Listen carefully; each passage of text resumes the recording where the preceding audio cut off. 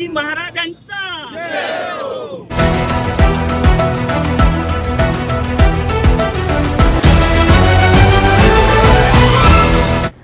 वर्ध्यात टीईटी अटी विरोधात शिक्षकांचे दंडवत आंदोलन। 20-25 वर्ष सेवा केलेल्या शिक्षकांवर अन्याय होत असल्याचा आरोप।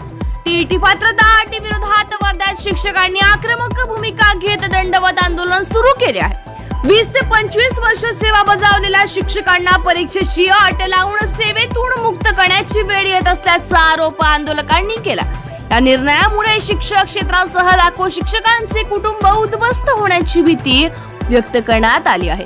राष्ट्रपतींनी या प्रकरणात हस्तक्षेप करून शिक्षकांना न्याय द्यावा अशी मागणी आंदोलनकर्त्यांनी केली।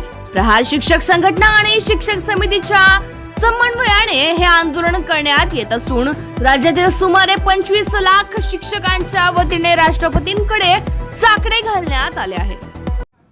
शिक्षण क्षेत्र पूर्ण कोलमडून जाण्याच्या स्थितीमध्ये आहे आणि या राज्यामध्ये या देशामध्ये सेवेच्या 20-25 वर्षानंतर असा कोणताही विभाग नाही की ज्या विभागामध्ये 20-25 वर्षाच्या सेवेनंतर त्यांना एखाद्या परीक्षेच्या अटीच्या आधारे त्यांना पदोन्नती किंवा सेवेतून मुक्त करणे अशा प्रकारची ही टीईटीची अट जी शासनाने लादलेली आहे किंवा सुप्रीम कोर्टाच्या निर्णयानुसार हे होऊ घातलेली आहे।